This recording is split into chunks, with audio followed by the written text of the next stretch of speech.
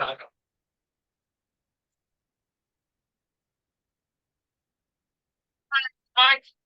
Hello, everyone. How's it going?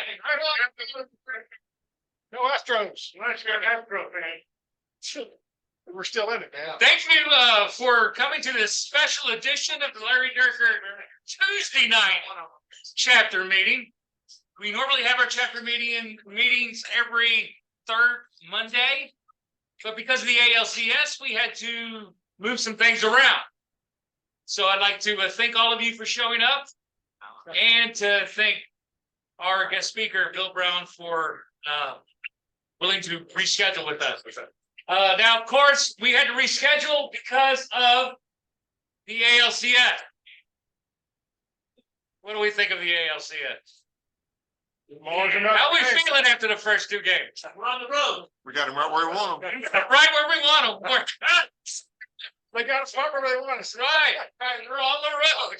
All right. They had their chance, so I'm gonna say what I've said all season.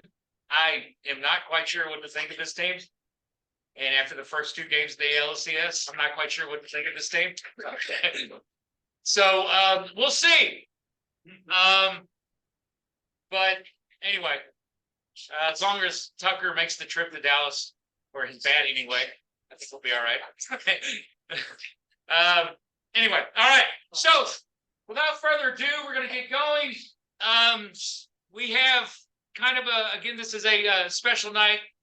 This is one of those meetings where all of you are going to get involved, whether you know it or not. This is probably going to be the most engaging SABR meeting we've had in a very long time. All right. And you'll see what I'm talking about here pretty soon. All right. And that includes you people online as well. So even Maxwell up in Canada, all of you will be getting involved with the meeting. First of all, I'd like to welcome our newest member of the newest member, Carlos Wright Robinson of Missouri City. I don't know if Carlos is here. Right there in the middle. Right there in the middle. Oh, hey! Welcome. Martian. And he did. Kitty Bitch. Also tonight, Kobe, one of our newest and youngest chapter members, actually. Kobe, that's a good thing. He brought a friend. As it turns out, a very old friend. Parker Joe Freon from Friendswood. Parker and Kobe have been friends since first grade. So, or since the 2014 SABR convention. Or since the 2014 SABR convention. Really? Okay. All right.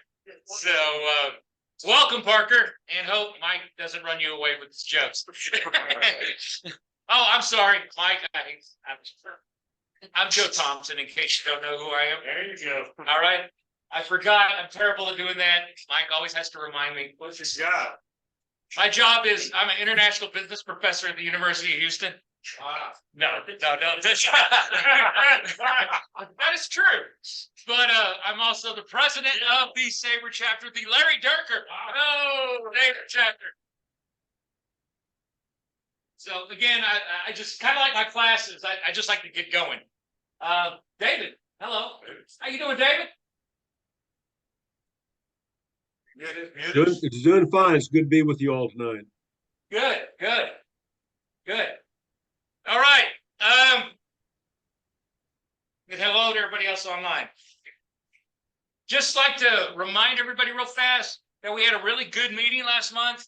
The Locked On Astros podcast guys, Brett Chansey and Eric Heisman was here. They gave a fascinating presentation about what they do. And yeah, if you haven't had a chance to check out their podcast, I would. On YouTube or any other place where you can get their podcast.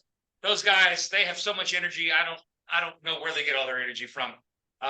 They are Astros all the time. So if you haven't had a chance to check out their podcast, you could see them everywhere.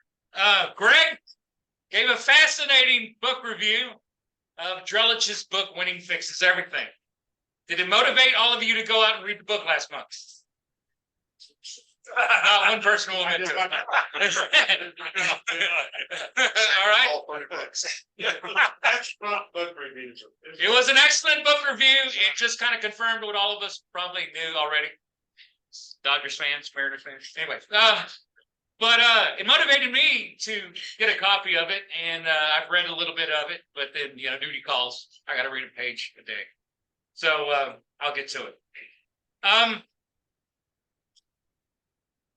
Next month, our next meeting is the third Monday in November. It is the week of Thanksgiving. It's November 20th.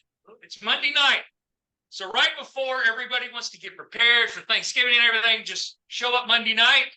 And I'm working on the guest. I have a pretty good idea of who the guest is going to be.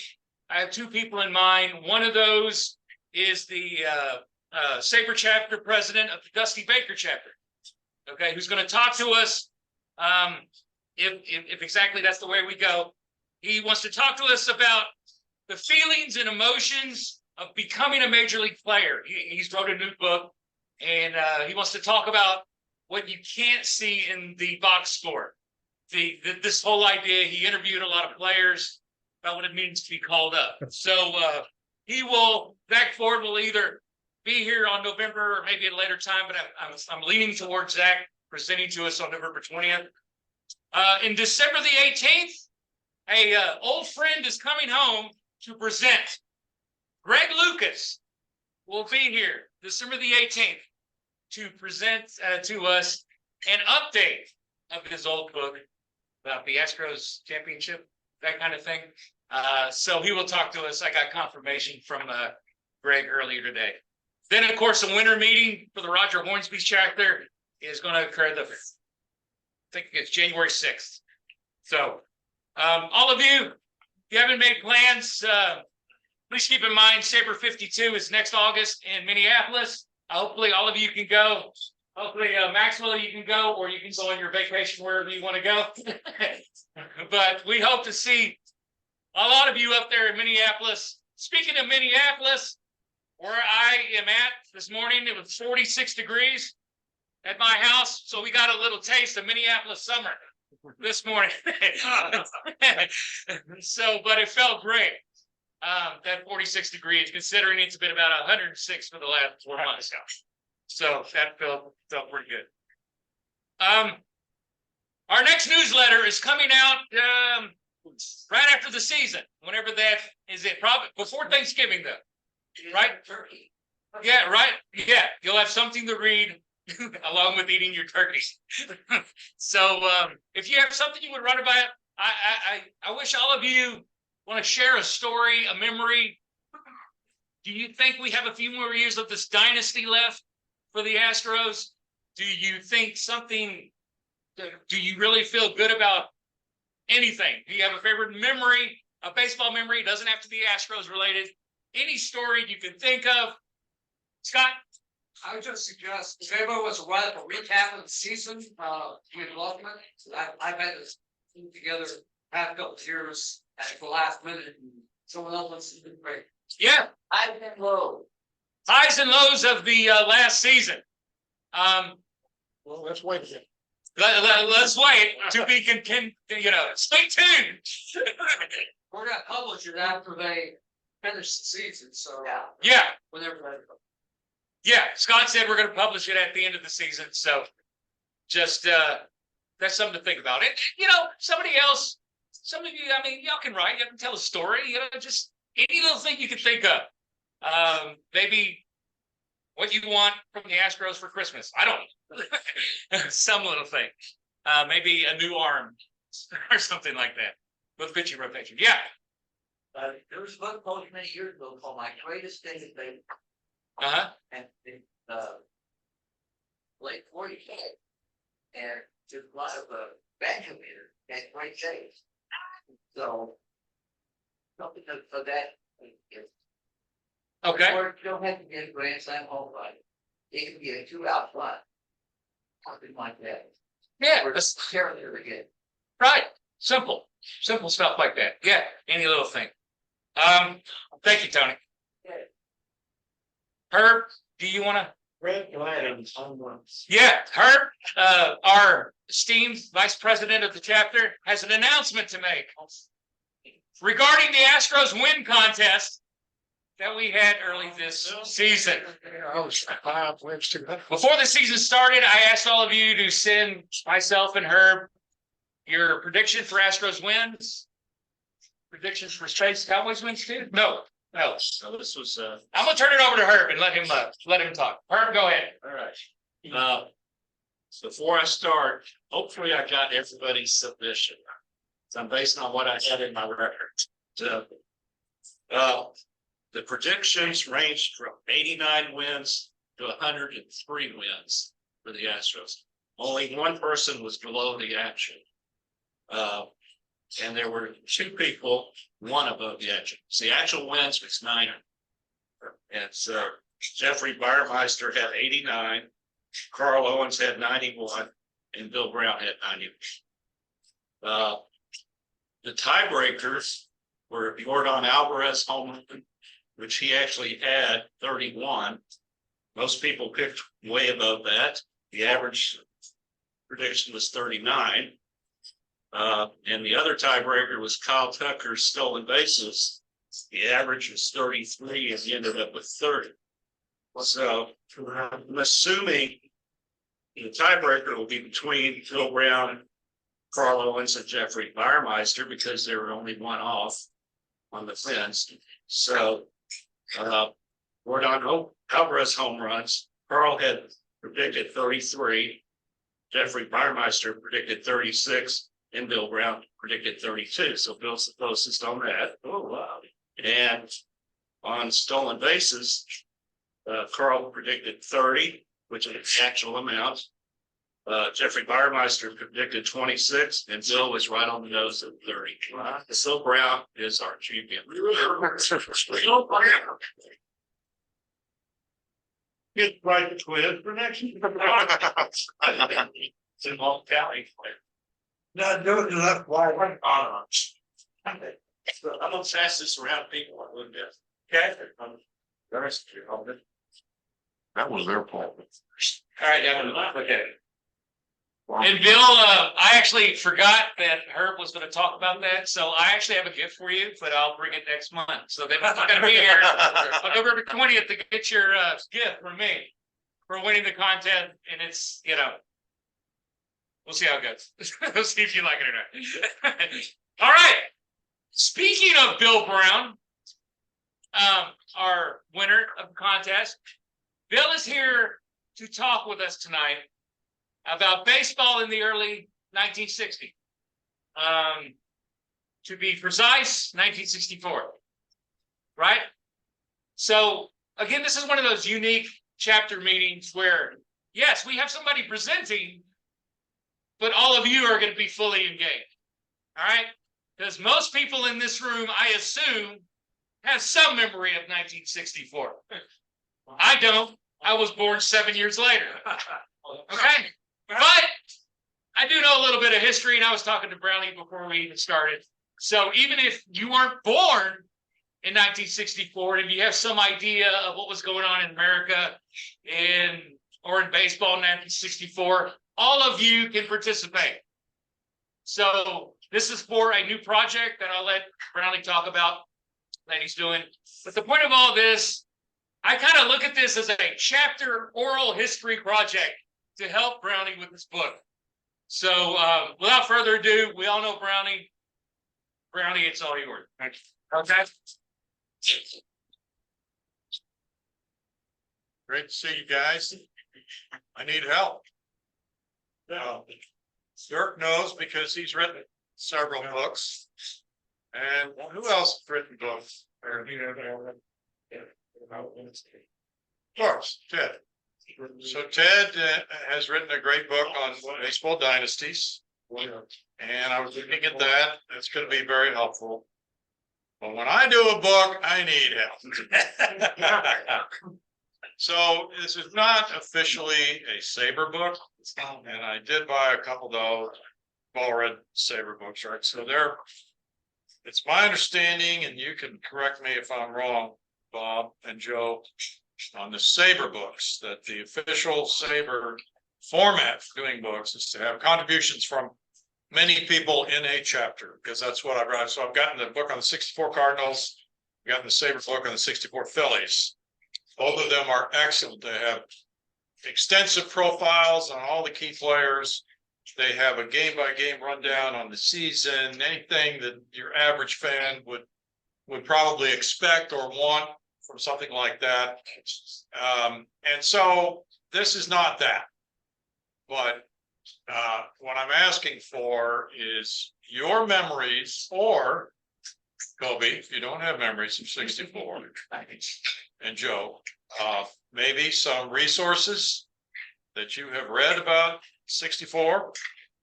And all those would be considered as material for this book. So what is the book about? Well, this is going to be an outline of the book, so you'll have a very specific idea of exactly what this book is about. Yeah. So we're ready. So what is the title going to be? Tal has agreed, he may regret it, to be my editor again for this book, and I'm very, very pleased about that. And that's a difficult job when you're editing me, but I'm going to call it for now, Baseball's Tumultuous Season. Now, why would I put that kind of a title on it? I've written, 15, 20, 30 different title ideas, didn't like any of them. Tal kind of liked this because we were talking about it, and I threw out the word tumultuous. And you'll find out about that as we go through this. So chapter 1, Uncertain Times, we actually start November 22nd of 63 with the Kennedy assassination. Why would we start with that when the book is about 64? It's my contention that you really can't write a book about 64 without at least mentioning what happened on this day at 63. Because, for instance, I was a junior. Dirk, were you a junior that year in high school? Senior, okay. It marked you forever. So it's been called in this book that I bought about 64, not about sports, but about the year 1964, as the end of innocence. So I will use that phrase once in this book, and that's going to be it. But I think for many of us, we could identify with that phrase, which this book has in the top, end of innocence, because of the assassination. And I'm from Sedalia, Missouri. So this book is not only about 64 pennant race, but it's about life in 64. So now, and it's fiction, part fiction. But my sister, who's written children's books, she's a lot wiser than I am, has mentioned that I probably should, in the back of the book, clearly label what parts are fiction and what parts. And I agree, because there's not going to be that much fiction, but I am going to put some in there just to kind of hopefully make the story a little more interesting. That's the concept behind using fiction fonts. But there will be memories of 64 growing up and those times, and they were extremely unusual times. I think most of us who are older can probably agree on that. Maybe not without some proof, but Sedalia, Missouri's history is going to be in there. Why? Because that's where I grew up. And so I grew up as a Cardinal fan, listening to Harry Carey, Jack Buck on the radio, and that'll be, well established throughout this. So that's chapter 1. It's pretty brief. Chapter 2, snowballs. We start with the Cotton Bowl, January 1st of 63, and this is part of the fiction. I'm writing that somebody knocks on my front door halftime of the Cotton Bowl game, says let's go have a snowball fight. That's what we did then. So talk about our family in Sedalia. Then the Mets were moving into Shea Stadium that year. I had gone to Mickey Owens baseball school, not that year, but a few years earlier. And Mickey Owen was the catcher who had the famous, he missed strike 3 in the World Series 1941, cost his team the game, and his team fell behind 3-1 in that World Series. So Mickey Owen is forever known as the catcher who missed, what could have been the last pitch of the game. And led to a 3-run rally. And he had a baseball school in Miller, Missouri, which is down in the southwestern part of it. And I went to that school one summer and talked about that a little bit. Mickey was there. Dinner conversation is going to be our family, what we talked about at dinner. My dad was kind of a character. He had a very large vocabulary. He would throw these phrases out and none of us could understand what in the world he was talking about. And then down through the years, I've learned that he did that, at work and in his legal groups. And so there are Bill Brownisms in Sedalia from my dad. And, these have lived on down through these. I had to have my sister send me a list of because I could. My visit to KDRO was our little 1,000-watt radio station there. That's where I got my start. And I would hang out there and try to learn what I could about broadcasting and convince them to put me on the air. I have invented a bank robbery story and put our family in this bank robbery story as part fiction because, and what's difficult here is, you're writing about 64. The end of it's going to be, right after Game 7 of the World Series this year. You're going to wrap it up pretty quickly. Kind of buying some time here. In the first 3 months of the season, there's not much going on in baseball. So this is a way to do some of that and put a little drama in. And so I'm leaving this bank robbery with the fictional account that I'm giving that we're all down on the floor and we're told not to look at the robber. And I see an identifying mark on his neck and that's all it sees. In every other way is an average guy, so it wouldn't be identifiable, but I'm the only one who sees this mark on his neck, and then we will pick it up in about 3 chapters later. So trying to add a little suspense to it. Then chapter 3, the heart of the Midwest, talking about the Missouri embarrassment. This was the Kansas City A's. They were awful. They were called by many people farm system the Yankees, farm club the Yankees. Many of their best players wound up with the Yankees through bad trades and other deals, cash deals, because Charlie Finley was cheap and needed money. So we go into that a little bit. Then we've got some Missouri history, and thing that I want to try to avoid here is a history dump. So, which is boring and it's telling you about, the early days of Missouri and statehood and what it was known for, that sort of thing. So I tried to just invent some conversations to bring it out there. So we're at the library, some of us for our classwork on American history. And there's a docent at the library lecturing us about Missouri history. We have some questions. Hopefully that breaks it up a little bit better than just a history dump. Then we get into the story of John Lamy. So any of you guys who lived in 64 and remember this, any of you have any memories of a bomb shelter underground? You do? Yes. I would be interested, if you feel predisposed to email me at bbastro@aol.com, because I'm wanting to collect some of those stories about bomb shelters too. You have one you want to? There was a movie made. Not got a name, but the whole family lived in a bomb shelter, and the guy didn't realize that there was a whole bunch of stuff going on outside in the real world because they were afraid of nuclear holocaust and all this stuff.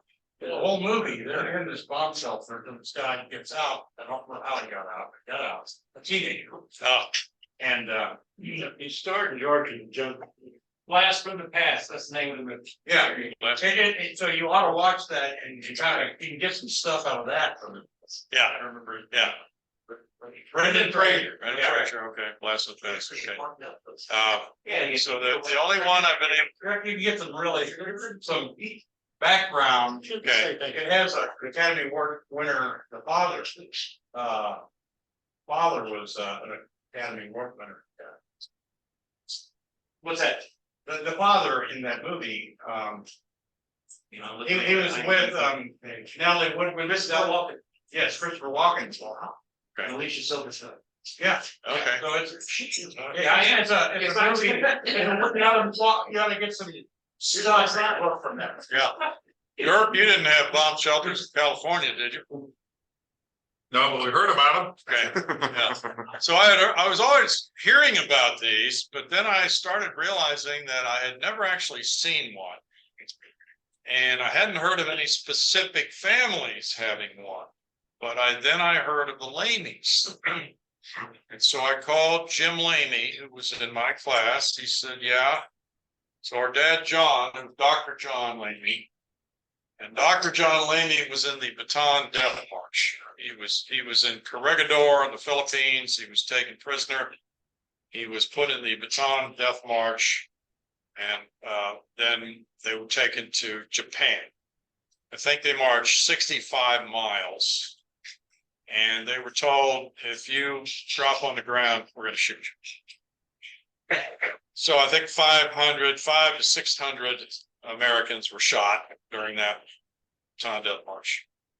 So then his captors found out he was a doctor, and he tended to the troops. He was the doctor for the troops there. And I heard one story, and I know we're getting far afield from baseball, but I have a tendency to get interested in things and go down rabbit holes. Probably a lot of people aren't interested in this. So they found a cat in their camp, and somebody said, we ought to eat this cat.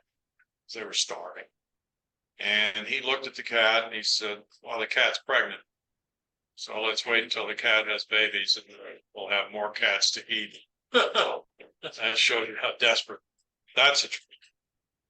So hearing that and hearing that he was a prisoner for 4 years makes it easier to understand why he would want a bomb shelter in his house when he got back to Missouri. So he punched out the part of the wall, front wall of his basement, and built, and John Lamy, is the older son, said it was about 10 feet by 25 feet. Said he never put any food or anything in it. It was just an empty room, but it was there.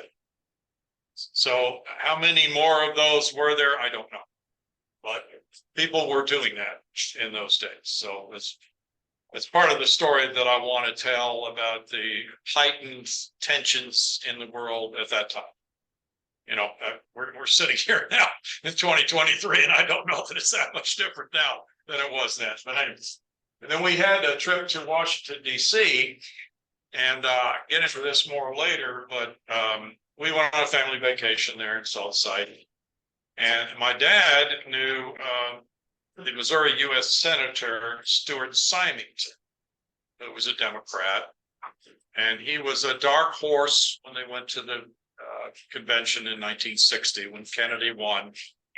And for those of you into politics, you probably remember that was kind of the last brokered convention when all these delegates were being lobbied, you know. So Bobby Kennedy was on the floor of the convention, going to different delegate groups, different states, trying to talk them into voting for his brother. And, you know, they do trade-offs. If you give me the votes, we'll give you, you know, an Air Force base or whatever. I said, put so-and-so on the in the administration, give him a cabinet post, something like that. So it was a pretty different time in a lot of it, including politically then. And went to meet Senator Symington, met him in his office, and he gave us tickets to the ball game that night. And it was 61. So it was the two expansion teams, the Senators and the Angels. And the only thing I can remember about that was we went, you know, I was insistent on going early for batting practice and all that. Parents were rolling their eyes. My sister just didn't want to be there. But I remember seeing two guys playing catch on the field during batting practice. One guy was absolutely huge, and that was Ted Kluszewski. And the other guy he was throwing to, Steve Bilko? Who? Steve Bilko? No. Albert Pearson? Oh, wow. The littlest agent. So he was about Altuve's sons. Yeah. Yeah. So That's all I remember. I don't remember anything about the game. I just remember those two guys. And so these are the memories that we carry forward from our childhood, and we all have them. We all have different memories like that. Okay. So chapter 4. Now we get into St. Louis baseball. I know it's taken a while to get here, but these first chapters are rather short. And we're starting to follow the Cardinals in spring training, a brief history of them. When Anheuser-Busch bought the team, which was 53. We go into Johnny Keane was the manager, Big Devine was the general manager, Gussie Busch, the owner, didn't know much about baseball, but he was a sportsman, and like all owners, he wanted to win immediately, if not sooner. Then we had Kurt Flood, who was coming back. Musial had retired after 63, so they were faced with replacing him in the outfield, and Flood was the only real set outfielder coming into camp. They had some pretty good candidates, but they weren't sure who was going to take over there. And then the infield, they had a spectacular infield. They had Bill White at first base, Kenny Boyer at third, who wound up being the MVP of the league that year. And Dick Rowe. Who really had here? Right. That was really good. Broadcasters, Harry Carey, Jack Buck. I grew up listening to them every night pretty much. And then in this chapter also, we go into the teams that were considered to be contenders as of spring training. So you had the Dodgers, who had swept the Yankees in 4 games in the 63 World Series. Koufax was MVP and Cy Young winner that year. They could touch him in the series either. He won 2 series games. The Phillies were considered to be a good team coming into that year. The Reds were, Giants. And in the American League, I'm mentioning the Yankees here as the only American League club because they're going to be the team in the World Series, and you're not going to hear much about the American League for the rest of this club until the World Series. So that's chapter 4. Cardinals get off their sluggish start in chapter 5. They had various problems on the team. They weren't doing very well in the standings. Other teams were looking stronger at that point. The Phillies did get off to a very good start. Brief mention of the Kentucky Derby. We had a fire in the kitchen at our house. You know, just various things. We're trying to mix it up a little bit so it's not all this. Chapter 6. This is about listening to games on the radio at night, which we all pretty much did, I think. And summer night, other things we did for entertainment. We had tornadoes in the Midwest, so we were always concerned with that situation, how to prepare for that. My dad's sayings I told you about, different stories about our family. Now, June 15th was the date of the Lou Brock trip. And this is what really made the Cardinals take off. Because they had not found an answer to who was going to replace Musial. And they decided they wanted speed on the club. The Cubs really thought, I think, from what I've read, that Brock was a power hitter. And he was having problems providing power at Wrigley Field. The Winds, just being a young player, hadn't really, picked up knowledge of how to hit for power at that point. Cubs really were not emphasizing speed with him at all. The Cardinals saw him as the guy who could really be a stolen base instigator for them and really help spark their offense. So they made a famous trade, Brock for Ernie Broglio. The Cardinals had very good depth in pitching, so they weren't too worried about Broglio was a good pitcher. Up to that point. Yeah, up to that point. It's very key. Mention it here. Okay, so then chapter 7. July fortunes, the Redbirds. Now we got the bank robber from before. We're gonna catch up with him. What I'm going to have happen, I think, is that I'm on a tour of Whiteman Air Force Base, which was 20 miles from Sedalia, and I see this guy in the base commissary, and he's the guy who robbed the bank. So, yeah. August in baseball with the pennant races, daily drama. We had a foreign exchange student from France who came to live with us my senior year in high school, and he moved into my bedroom. We became, like brothers. Our brother I never had. Adjustment period with him moving into our family. A little bit about that. Then chapter 8, September drama, pennant races all the time. And as you'll recall, the Phillies were ahead by 6.5 games with 12 to play. They lost 10 in a row. So you're saying the Astros have a chance? Yeah, there's always a chance. There's always. And the other two teams, when the Cardinals won, I think the Reds and the Phillies were only one game out. Yes, Yeah. you're right. So they went to the last day, and this is kind of what started me for this whole idea Right. of this book, because I was thinking about, okay, we got the Astros, Rangers, we got the Mariners, you know, we can have a three-way tie. And it's, when's the last time that happened? And I thought, well, you know, maybe 64, and sure enough. And I don't think I'm gonna put, well, I might put this in there, but I've read this story. Yep. So the American League had the horse race too, Red Sox, Detroit Tigers, Dublin Angels, like they're right on the white. Everyone, Okay, I haven't really checked into that yet, but I'm, it's worse. okay, Seven, there were four, right? yeah, Red Sox, White Sox, Tigers, and Twins. Right. All in one game. Yeah, the Red Sox won it. Yeah. Charles. okay, there you go. Deal one. That's good. So the Cardinals captured the pennant on the last day. And I don't know if the story's true or not, but I've run across the story years ago that Pete Rose said that he came to the ballpark on the final day of the season. Reds obviously needed to win. He's walking in the ballpark. He sees his car with a trailer attached to it. And he knows whose car it is. It's his team starting pitcher that day. So he's packed up, ready to go. John Thesaurus is, well, what's he thinking? You know, he's our starting pitcher. He's packed up and ready to go out of town. Anyway, said I knew then we were in some trouble. Kansas City, Diego. Yeah, he was. So You could tell. Cardinals captured the pennant on last day.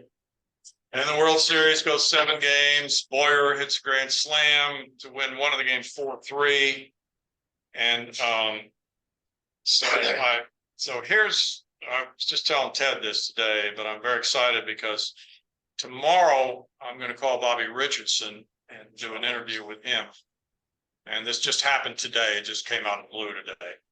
And so I talked with him briefly to set it up for tomorrow. Let's get his perspective from the opponent's standpoint on the Cardinals. And I heard 2 podcasts with him today, and he just, you know, was great in explaining what all happened to the Yankees that year. But Kubek was injured. So that was one factor for the Yankees. Whitey Ford was pretty much at the end of the line. So this was really the end of the Yankee dynasty. They were sold to CBS. CBS didn't do much financially with improving the team. They had older players, you know. Mantle was old at that point, broken down. So there were some other guys. Elston Howard, I think, was 35. And they just cratered it after that. I think Yogi got fired after the World Series because they lost him. Like that. So here's the story. Johnny Key. Johnny King. So Yeah. this is part of the whole tumultuous thing for me, is that they're coming down the stretch here. And in September, according to this book that David Halberstam wrote, October of 1964, Gussie Busch was in St. Louis. And he knew the owner of the Brown Derby restaurant, Hollywood, somewhere in LA. Now he was at Brown Derby one night talking to this guy who was a very good baseball fan. And the guy says, you know, you ought to hire DeRocher to be your manager. He'd be great for you guys. So that gave Gussie Busch. So Gussie Busch had a conversation with DeRocher. And apparently, according to this book, they had a handshake agreement that DeRocher was going to be the manager in 65. Because at that point, the Cardinals didn't look like we're going to go to the World Series, right? They're, 6.5 out of 12 to play. And so he was thinking ahead. Well, apparently some of this got back to Johnny Keane. At least he heard that, hey, they're looking around to replace you. And so he didn't forget that, of course. Yeah. And then you had Vera's situation. The Yankees, he was on thin ice.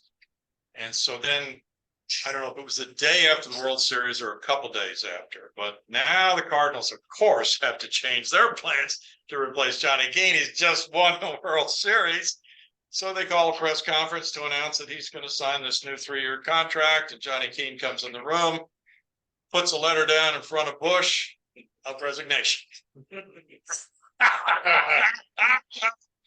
And then Yogi gets fired. And Johnny Keane gets hired to manage the Yankees. Yogi went in, get an extension on his contract. He thought he'd come back. So that's what I was listening to this podcast today with Bobby Richardson. And he said, well, we were on the plane coming back to New York after Game 7. And I was sitting by my wife. And Yogi came back and he said, do you mind if I sit down? I got a couple things to tell you. I said, oh, fine. He said, well, I'm going to go in and talk to the Yankees tomorrow. And I'm going to ask them for a 2-year contract. They said, okay. And Bobby Richardson's wife said, yeah, you know, you should have won this World Series if my husband hadn't made that error. So that didn't work out either because the Yankees have been looking around the whole time in September for his replacement too.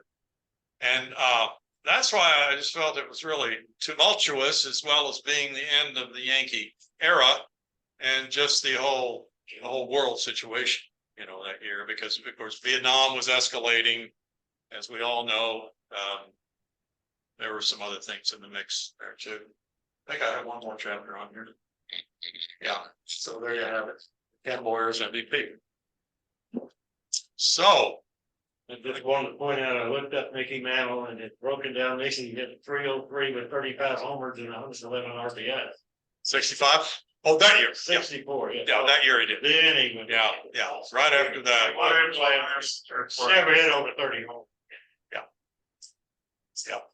But the story is when Boyer hit that grand slam and Al Downing shook off Elston Howard and that Howard put down one. Downing wanted to throw a changeup. He threw a changeup. At that point in his career, Ken Boyer was a great off speaker. That result was a grand slam. So if he hadn't shook him off. Yeah. Well, if he threw that to Baker. Yeah. Yeah, 64, 10 years later. But by then it's changed up with probably his fastball. Anybody have any suggestions? Tony? Well, 64, you had 3 TV networks. Yeah. There wasn't like cable. Yes. They had all black and white games. You had on television, maybe 80 people left it. Private eyes. So we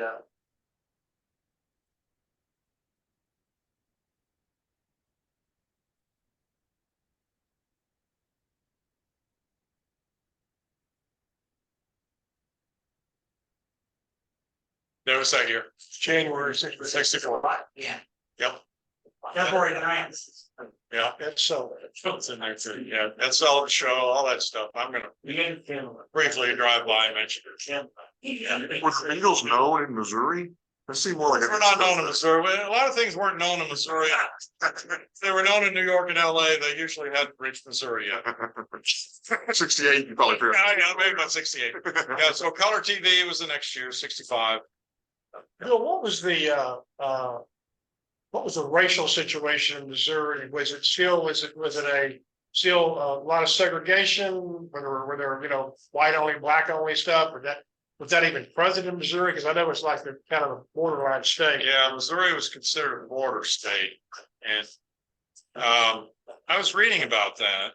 And in Halberstam's book, October 1964, he really went into the racial aspect of Major League Baseball at that time. And he went very deep into it. And he talked about the Cardinals were at the forefront of having black players in the major leagues. Yankees were on the other end. So the Cardinals, Kurt Flood, Bill White, Bob Gibson, had several prominent players. Yankees had Elston Howard. It was also Boston's first flight. He was Boston's first? No, that's not. I don't know. Lots of green. Lots of green. Yeah. What year was that? So to answer your question, I remember in high school, my dad was the attorney for the school board. When we were integrating at that, so it took a while. 10 years after We had separate schools, but Hubbard, anybody who went to Hubbard had the right to come to Smith Cotton if they wanted to. So what we had was some athletes who came over, but not very many other people at that time. I don't know how long it took after I got out of school, but it was not moving very quick. Yeah, What would the average basically salary? I don't have that for you right now. The minimum in 1967 was 6,000. Oh. The average was about 19,000. So it's 3 years later. The average was about 19,000. Still 6,000 for a rookie in the early 70s. I think Willie Mays was the highest paid player back then, $105,000.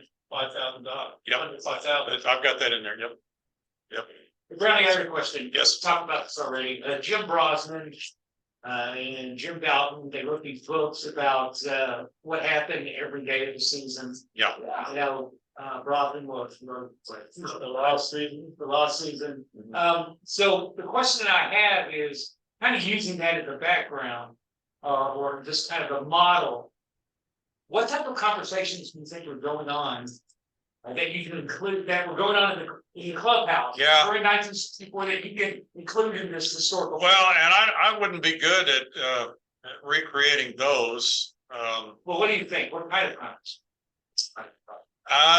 Nuclear war, you know. Well, you got an expert here that probably knows it. Yeah, Dirk might have some recollections of what kind of conversations there were. Yeah, I don't know what the conversations were, when I would guess that they weren't about politics. Yeah. Probably more about girls, Okay.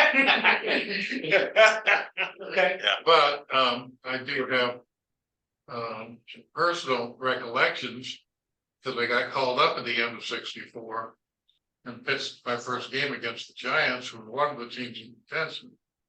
Were there 4 or 5 teams in contention? Giants, the Giants, Phillies, the Cardinals, the Reds, yeah, those were the things. So I didn't think about this at the time, but later on in my career, I heard about teams getting upset with non-contending teams pitching their September call-ups against all the teams they were contending with. Yeah. So they thought that the teams down in the standings should put their very best effort towards winning against contending teams, which is what I think they should. Mm-hmm. But for whatever reason, they pitched me anyway against the Giants. And we lost, but it was 2-0, so it wasn't really my fault or anybody else's. But then 5 years later, not 5 years to the day, but maybe that was September 22nd. I think it was about the 12th or something. By that time, I was the ace of the staff, and I was pitching against the Braves in Atlanta. And I was very much the one that you wanted in that pennant race, because the Braves were 2.5 games ahead of us. There were 3 other teams between us. There were 5 teams. Everybody but the Padres was still in the race at that juncture of mid-September. And I was pitching against Phil Necro. So that game was also a low-scoring game. It ended up, he came out after 11 innings. I came out after 12. And in the top of the 12, Jimmy Wynn pinch hit for me and got on base. And he scored, and we scored 2 runs. So that was probably the best game I ever pitched. I was pinch hit for us, so I was up in the locker room thinking, well, this is going to be my 20th win. Fred Gladden came in and they scored 3. So we lost that game, and the Braves lost very few games after that. It's the closest thing I've ever seen to a turning point And there probably have been a lot more, but I was so close to Yeah. that one. Yeah. Because we didn't win many games after that. Okay, And to go that far and think you're gonna win and then lose yeah, was a very emotional feeling for us and for them right. in different Is directions. this in the dome, Dirk? That was in Atlanta. Atlanta. What year? 69. Well, 69. That was 69. year That we were, it was the first time we'd ever been against. But didn't you later win your 20th that year? Yeah, the next start. Okay, They said, well, we can move you back a day. And I said, no, I can go. That's why I came, pitched 12 innings and came back on the fourth day. When the kids are over 300 innings, that's. wow, Bill, it might have been mentioned, but Civil Rights Act gets enacted July. yes, We yes, got to put Flood and Gibson. to Yeah. help us vote. yep, that's right. That's right, and that was, you know, if you want to get into the political thing, LBJ, of course, that was his, you know, Great Society, he was pushing that. So there was an awful lot going on. And the war. And the war. That was the year the war really got ramped up. Because I think the book I read, Up about 66 or 67. That was the first ramp up in 64. well, I think there were 15,000 US troops in Vietnam in 63. So it got ramped up quite a bit in 64. I couldn't give you a number. They called them advisors. Yeah. They did away with the student draft departments. That's when I got that. That's when I got you, huh? Look. Mhm. That was 69. I don't remember exactly. I know what hurt. I remember about 64, that's the year I started college and I played some fraternity. We had the only color TV on campus. Yeah, I believe it. I think the YouTube football team was awfully good. Carol Royal. I don't know how many black players they had. True. Yeah, I I couldn't don't tell you. think they had any, because Jerry Levice played, he graduated in 64, went to the Charlotte Pollard Hebert game. There were 3 NFL players in Beaumont for each team, Jerry Levice, Bubba Smith, I can't remember all of them. Levi's took us in June. And Levice, first black player in the South. Yeah, and when Texas won in 63, Started in 60. Texas won it all in 63, they were all white. Yeah, there weren't any white players in the Southwest Conference in 64. Okay, In fact, in the Beaumont Independent School District, we were still segregated. They integrated the next year. If they had done it a year earlier, I might have got to play against us. that would have been fun. He and I got to talk about that at one time up in New York. I think he would have crushed. Yeah. You know, we've all been to a lot of pancake breakfasts and that might have been one of them. But yeah, I didn't see, I was raised in Detroit, and it's like a little Tiger fan, pretty hard, all that, but. Yeah. The Yankees came to town, men would wear the ties, and women would dress up. The Yankees came to town, motions and the great band, but when the Yankees came to town, big time. yeah, When the Yankees, oh, it was. they were ties for men and dress for women. Yeah, My goodness. yeah. What about the Beatles? Beatles will be mentioned. Yes, They had like top 5, it's a Billboard, they had the top 5 songs at one time, the Yep. Sullivan Show. at Sullivan Show, yes. They played Shea Stadium that year, 64, Uh, 65. They played Okay. Chavez Ravine. Did they? Okay. Either there or. Well, tell me overall, what do you guys think? What shouldn't be in this? What is missing from this? Any suggestions? And Martin Luther King around in this time. Yeah. Seemed like He's starting, he got killed in 68. That was me, was it? Yeah, Can we get your email address, Bill? yeah, bbastro@aol.com. Bill, Johnny Keane had a lot of ties to Houston first with the Yep. Bronx and died here. Right. I would run the church out. Got quite a bit on it. Yeah. And he'd been with the Cardinals for, I don't know, 30 some odd years. I think. But you had a lot of racial stuff going on then. I can't remember all of Rosa Parks. I can't remember exactly. There's college in Arkansas and Jordan Wallace.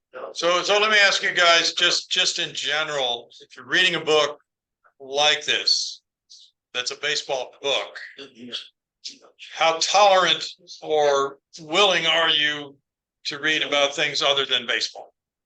Okay, Yeah, I think that's. You know, it's gonna be 60 years next year, so. It's probably good. Making stuff with the space race kind of tie into Astro. Yeah. That was obviously before my time, I don't remember.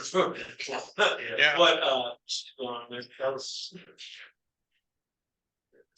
Let's talk about a tumultuous time. It was also a time of transition for many of us who grew up in rural America, where we were auditory fans listening to the radio, and we were transitioning to a visual media. And I think that was so impactful that sometimes we forget that period of time, that era, and how we started becoming fans of the visual arts. Very much so.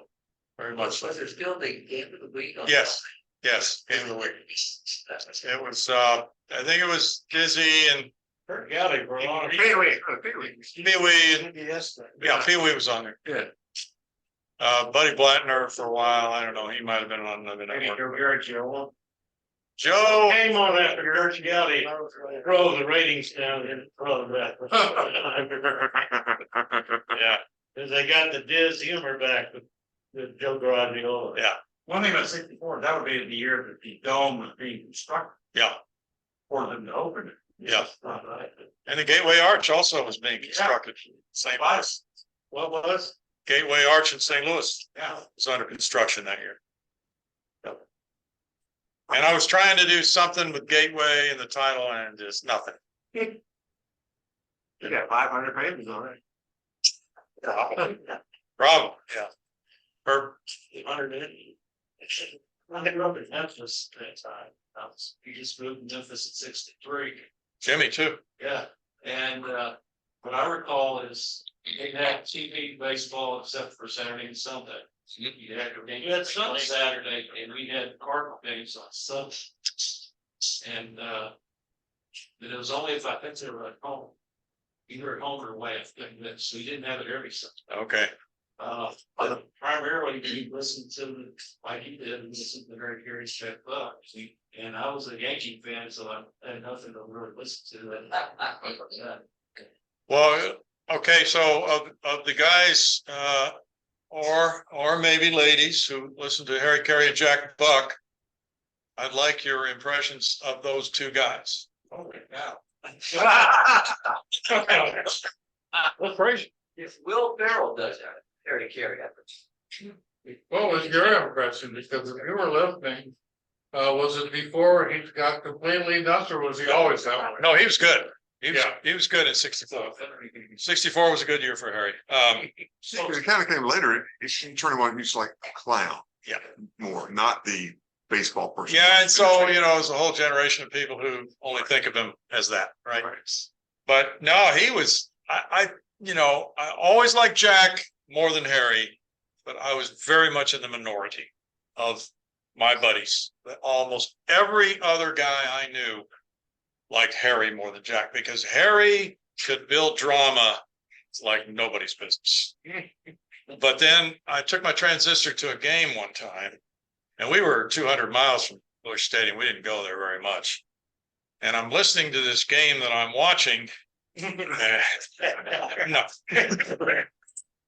There's a hot spiced Boyer. Well, Boyer's standing here like that. You know. Right the left center fielder's on his horse, you know, they're just. You can't afford it. Oh, yeah. There it is. Yeah, yeah. But I have to admit, on the radio, you know, he was magic. You can't watch a good game on the For you, I think that's gonna resonate when you talk about the broadcasters that really appealed, Yeah, made a difference for you. Yes. Yeah. Heard before you saw them. Yeah. That would be interesting, I think. yeah. I Well, want to get into that. If I was broadcasting with Milo on radio, and he would have somebody on his horse running into the gap, it could be like, oh, it's a routine catch. And so I get letters from people saying, I really like you and Milo, and that's why I will listen to the radio while I'm watching TV. And I think, what's that? I suppose if they know that was an average catch, the people think I'm stupid.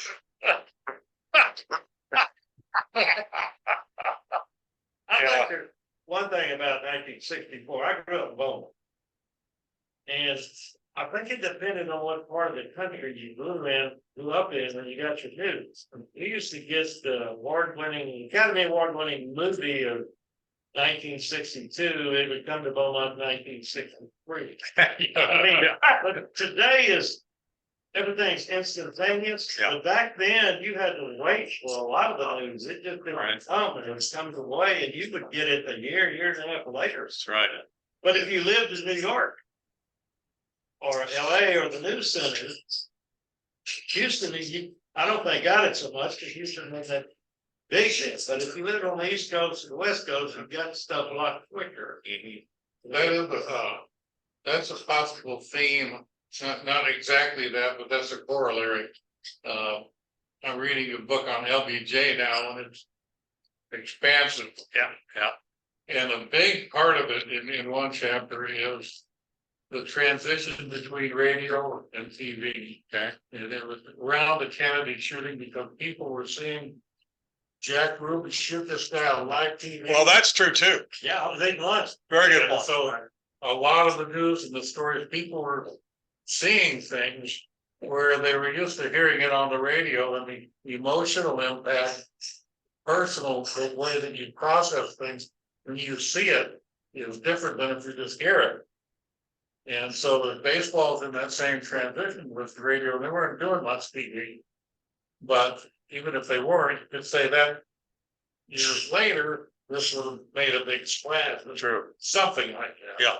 Yeah. To that whole audio versus the visual, which we've heard a couple of times now, I would also add that was the very beginning of the reporters in Vietnam filming what was going on. That's true. They would actually put those films on an overnight flight and send them back to New York.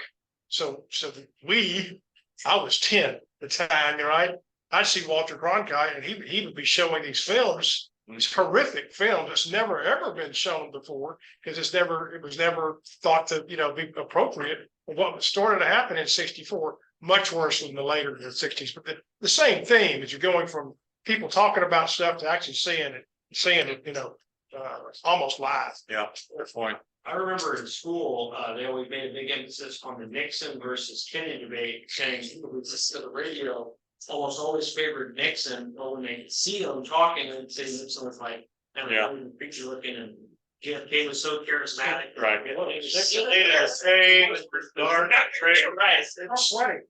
Sweating, didn't have a good makeup artist. Yeah. Kennedy was young and handsome. Right. Well, for those of us who live in Houston, we have a phenomenon.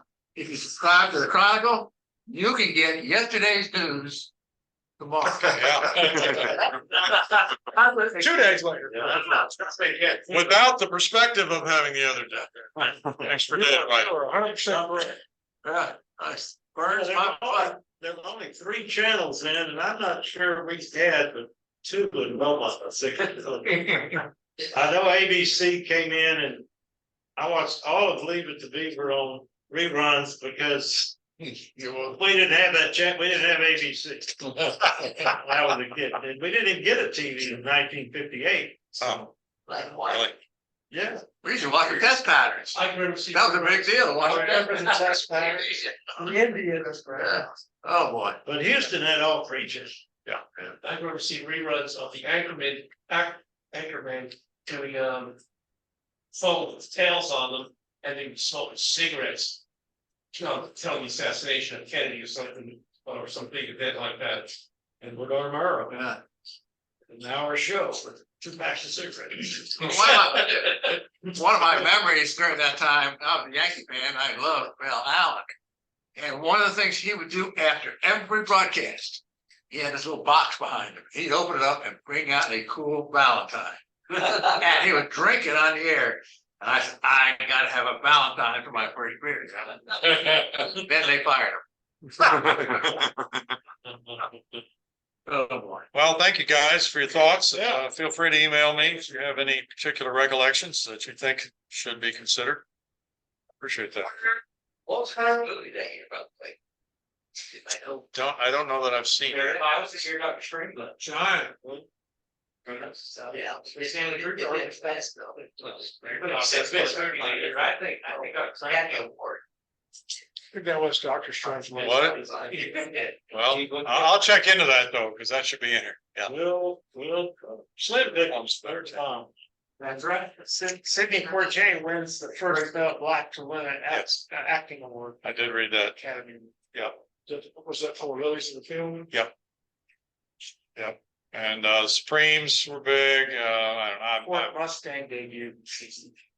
Ford Mustang. Okay. Yeah. They had electric cars in 64.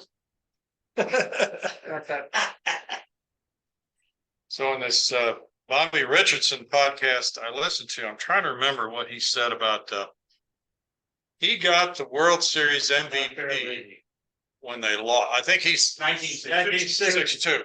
I think he was, I don't know if he's still the only one. 1960. 1960. That's when Cuba started too. Yeah, because, right, because he said he ran into Elroy Face at some function years later. And at this point, Richardson was the first guy to be on a losing team and win the series MVP. And so Face, still the only one, okay. So Face saw him at this function and Face had won 3 games. Really, and I said, "You still driving my Corvette?" Well, thank you, guys. Thank you. All right, Brownie, thank you very much. Wow, that was almost an hour. Was it really? Yeah, almost an hour. I was not worried about that. All right, thank you all. Very engaging presentation. Yeah, John. Do you have a question? No. Oh, I thought you were raising your hand. All right. Speaking of John Lloyd, though, John Lloyd won the trivia contest last month, and it's about time we have a trivia contest. So, are you ready for it? Yeah. Okay, so John, Pass it out. pass it out and come up here and read the questions. And It's, hey, you're gonna know every one of them. That's the thing. and those of you online, I created a presentation, and here are the questions.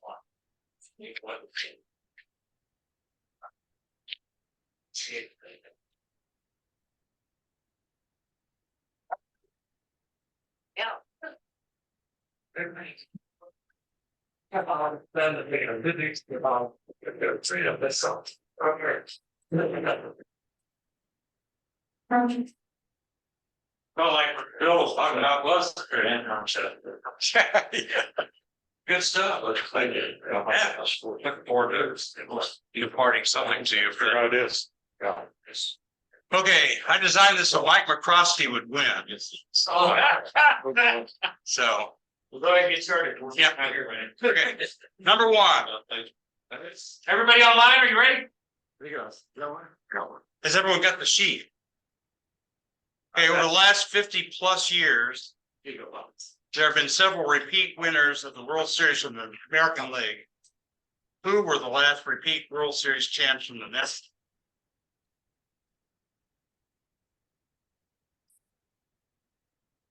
How fast are you going with questions? Up to you. A minute. Repeat winners, meaning. Not it. Back.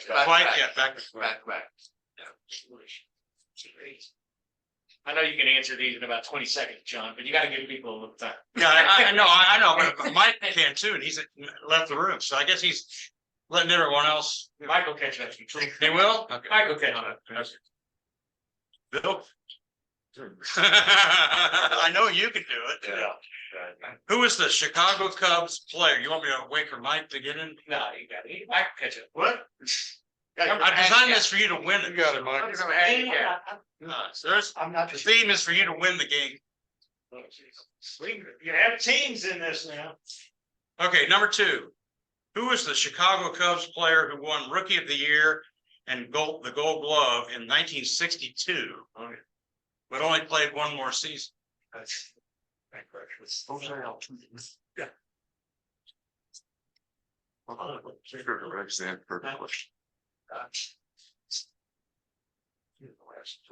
Don't holler at it, it's practice. He might, I don't think so. It's there, you know, TM. Oh, I see. Sure. Yeah. Okay, number 3, what is Dusty Baker's first name? Dustin. World Series champion 2 years in a row, manager Dusty Baker. Hopefully, prospectively. Yes. Okay, who did Dusty Baker play for in his last season? Whoa. Did you get number 5? Yeah, I designed that for you too, Larry. He's struggling. I actually got 2 questions in for Larry and you. Okay. Yeah, or actually. Number 5, who, 2 batters, did Larry Dierker strike out in the first inning of his first major league start on his 18th birthday?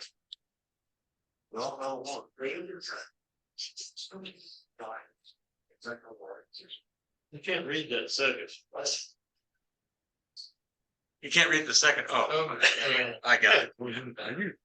Do your own work. Yeah. Okay, number 6.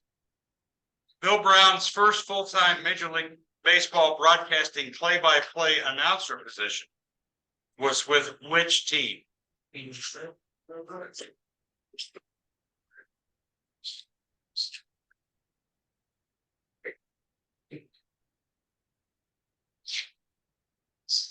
Number 7. First catcher in Major League Baseball to hit 20 home runs in a season.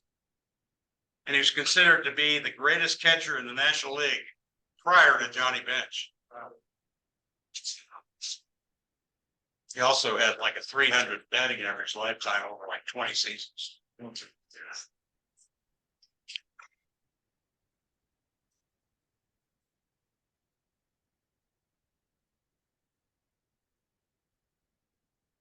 Number 8, did Ty Cobb ever bat below 300 in a season?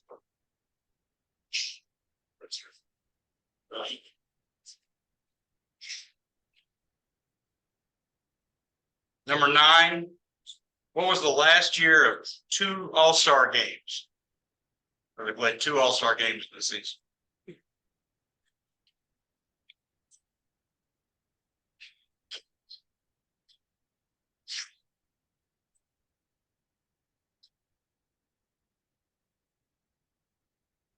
Number 10, longtime 17-year pitcher in the 40s and 50s with the nickname Fire. He pitched for the Tigers, Yankees, Browns, White Sox, and Athletics.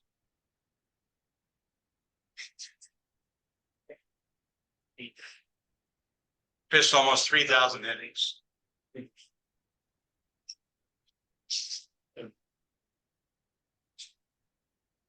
Number 11, what Major League Baseball team did Moonlight Graham play for?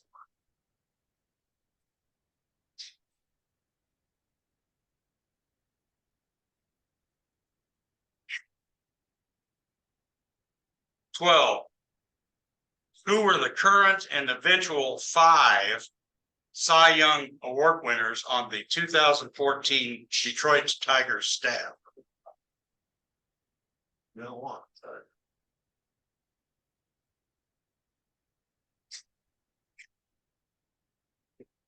Give you a little bit of time on that one.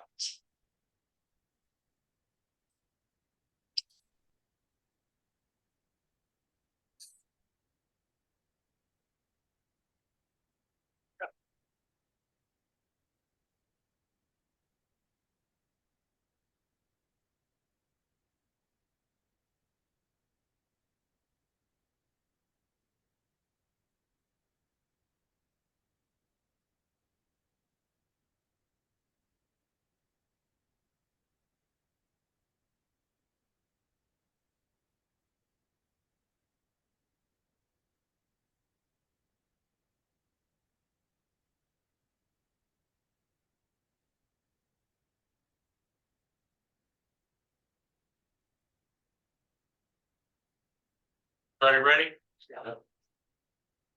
Okay.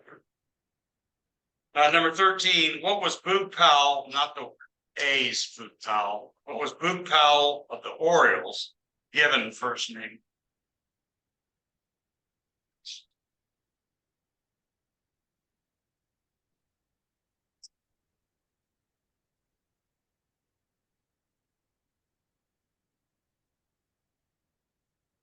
Number 14, who was known as the walking man? It's not very long.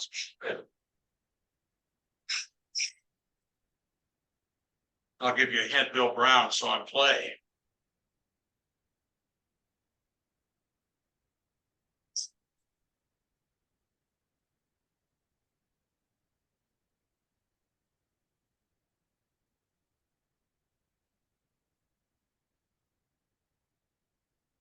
Number 15, which three Major League Baseball teams did Satchel Paige play for?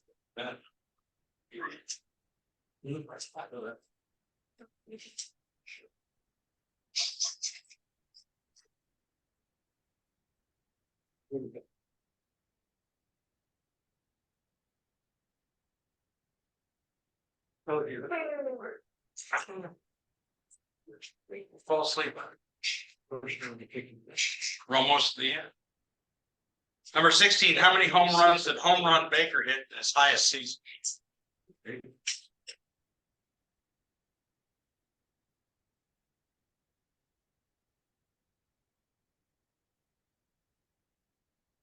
Number 17, the baseball polished on one side against the pitcher's uniform and rubbed with dirt or powder on the other side to obtain more curve when pitched. What was that pitch called?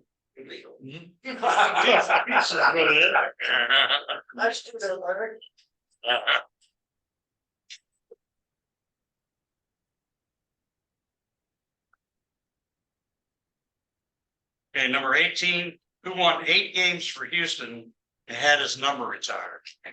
Wow.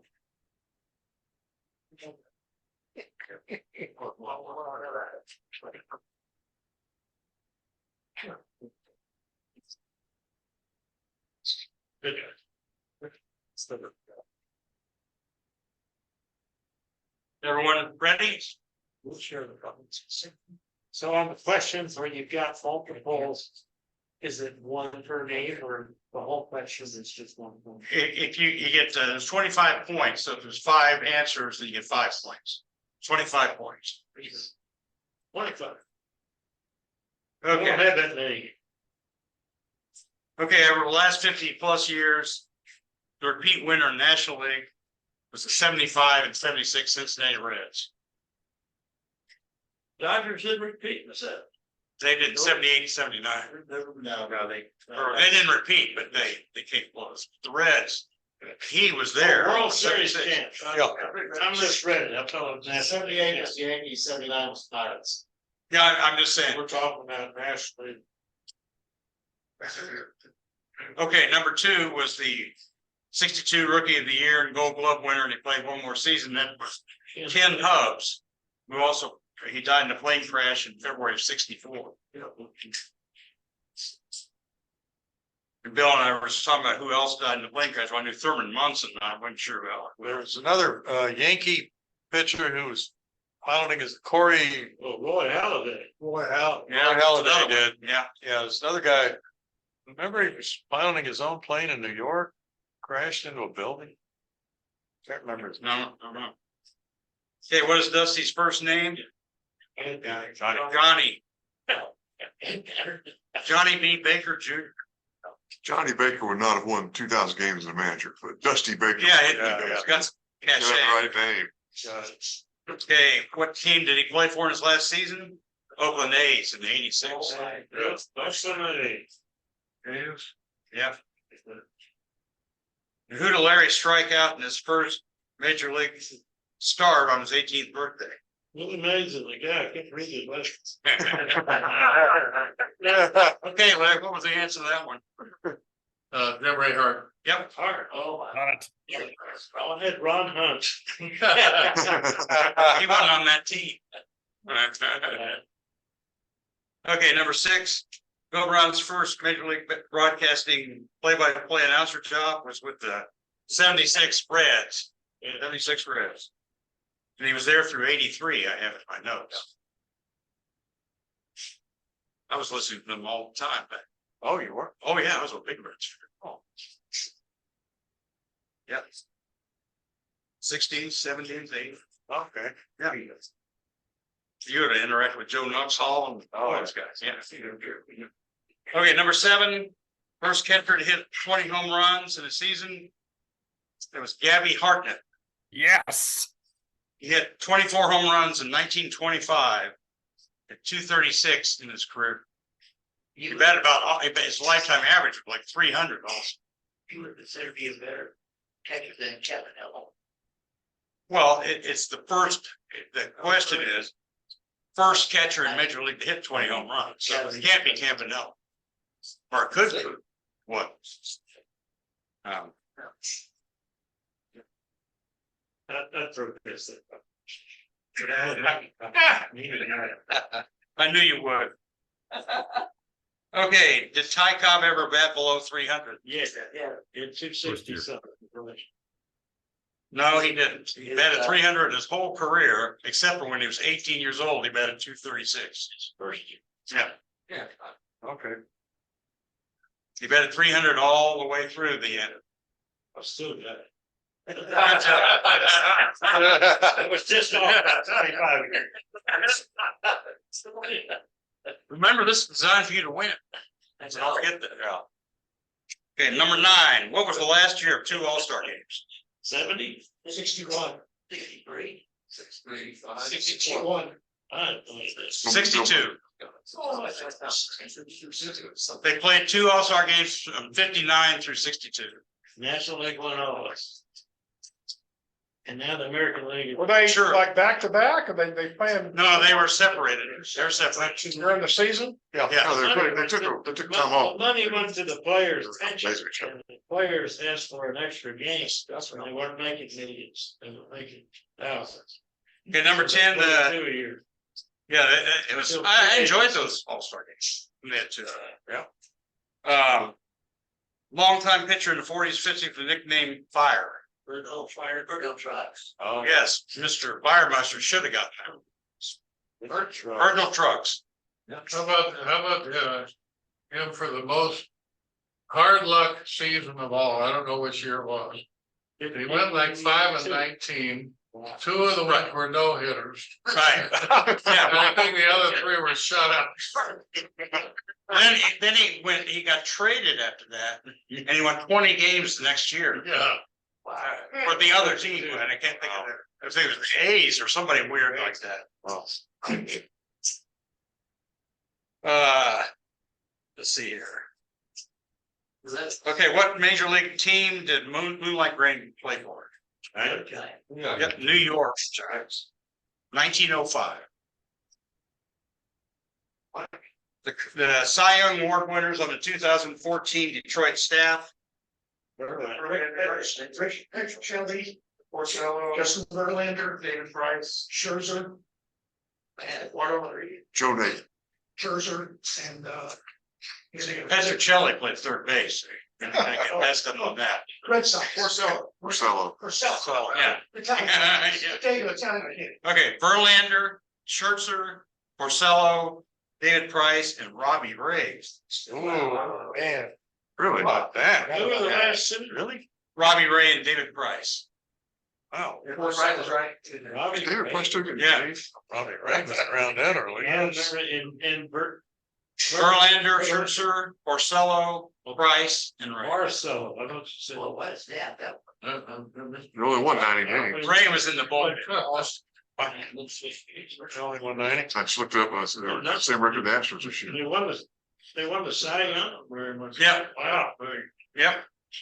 Number 13, what's Boog's first name? God. God. Herschel. Virgil. Herschel Mack Powell. I thought it was John too. Oh, yeah. I thought it was. Who was known as the Walking Man?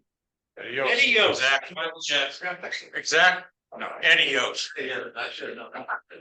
Who got traded, got drafted by the Angels in '61 when you got to see him play with the Civics. The Angels against the. Yeah. I loved it, Tiger, like, Oh, yeah. then he started hitting home runs. He had that big stadium. Right. 15. Which three Major League Baseball teams did Central Page play for? Cleveland, Browns, and Yankees. Exactly. All right. Cleveland, he was on the 48 World Series champion.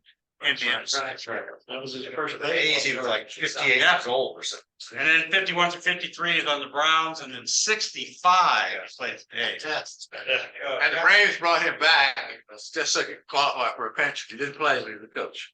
Yeah, I Yeah. For the A's. When he was, oh, yeah. Where's he? I can't hear you. Wait. He had a rocket series. Yeah, he's 50 something. He did? Yeah. Okay. You go.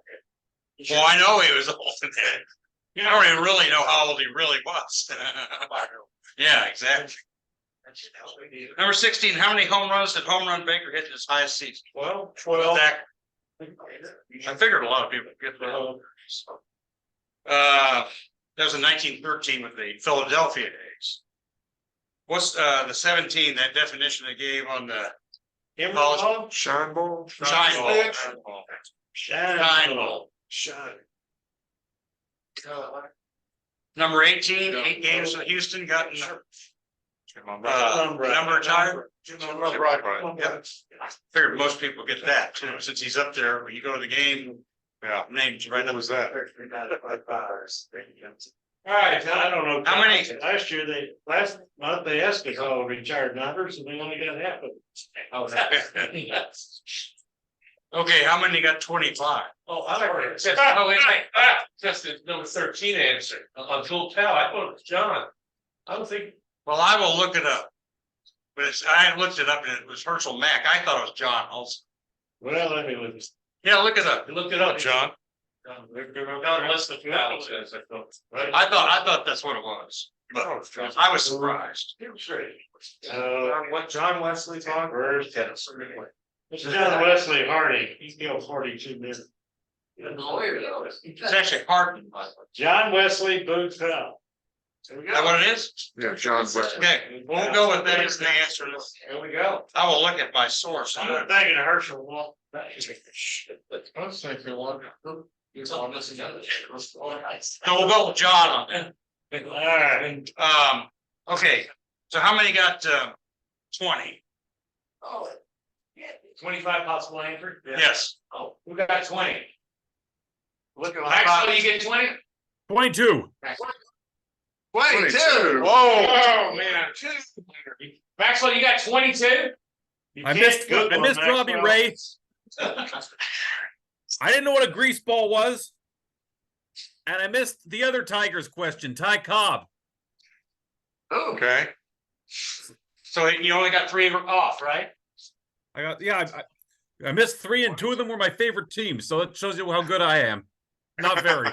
Well, getting 22 on this one, and Mike was supposed to win, but you beat him out. Mike already got 10. See, Mike, Maxwell. Thank you. Yeah, but how many 22s? How's 22 Canadian traveling?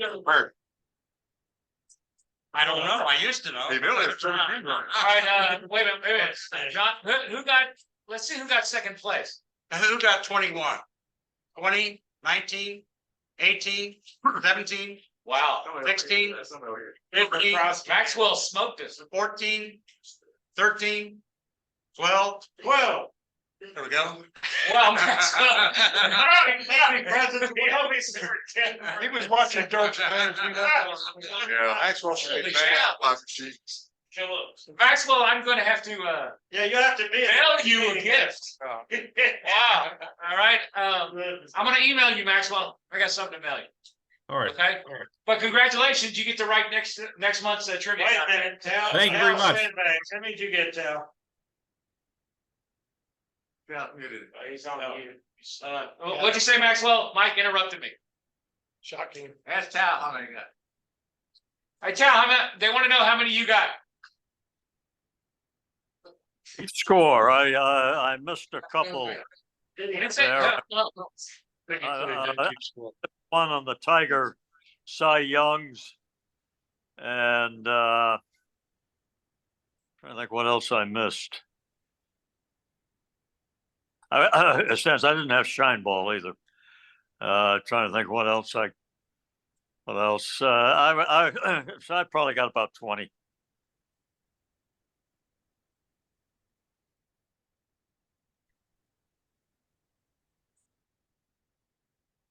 It's my bad. That makes, Well, for those in attendance, Mike, you got how many?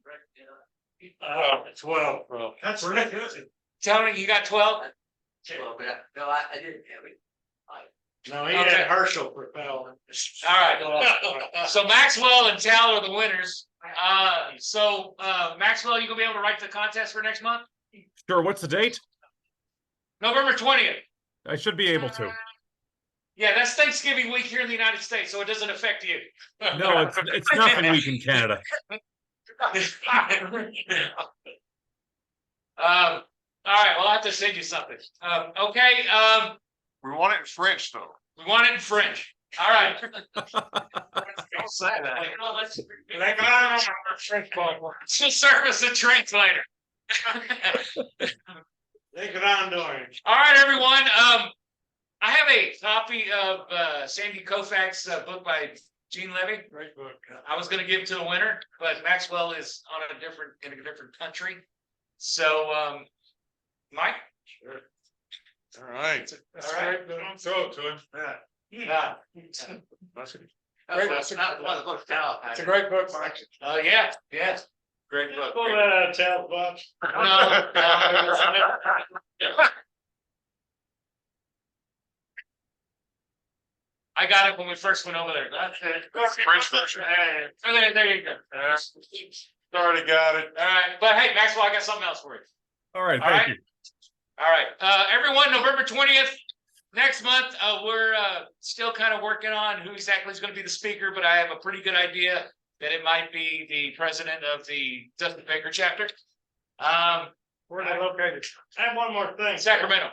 This reminded me, I meant to tell you, in '64, I think that was the largest crowd they had in Coke 45 Stadium from the 4th of July when Koufax and Drysdale both pitched in the doubleheader. There were several guys there besides myself that went to that. I went to it. Or who played both ends of that?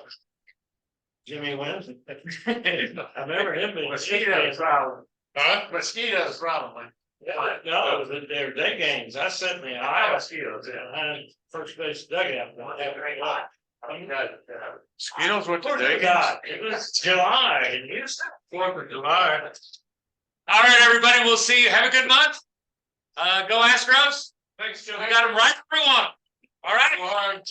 We'll see you November 20th. Thank you, Brandon. Oh, I got the score. Yeah. Sure. I'm not working for over 20 years. Yeah, they'll have to. I thought we'd be.